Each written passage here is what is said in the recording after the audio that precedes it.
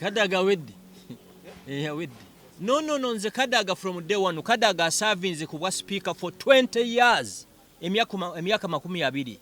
1989 nga nkyali mu A-level. Kadaga ngali mu parliament eyo. Kadaga tagulangako mafuta. Tamanyi bei ya mafuta bwegula bwe tubadde tumugulya kigulire. Ate bino byabalimba mbu yali presentinga bakyala. That's a lie.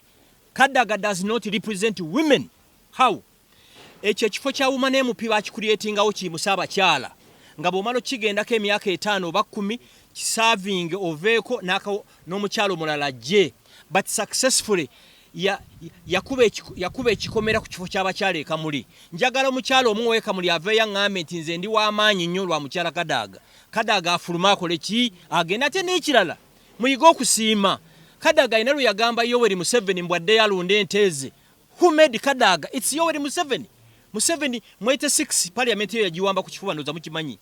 So if it wasn't NRA and NRM, Kadaga ani yali badda mutegeera. Tuyiga okusima n'ekirala. Akaseera katuusa abakulembeze musavinge mulitayalinge mu bitiibwa.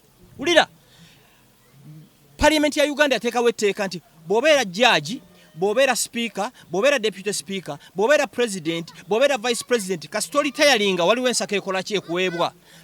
By the way, Kadaga bw'alitayalinga today, afuna ensako ya deputy speaker n'afuna ensako eya speaker. Another example, vice president second bw'alitayalinga enkya afuna ensako eya deputy speaker kuba eriko deputy speaker, n'afuna ensako eya speaker kuba eriko speaker, n'afuna n'ensako eya vice president. You are getting me? Kadaga ebbanga lyamaze mu parliament teriyambye bakyala.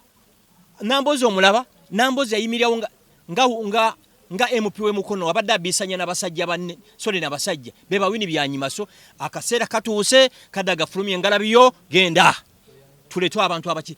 Kati Dr. Kurusumu oyo tasobola kubeera speaker wa parliament.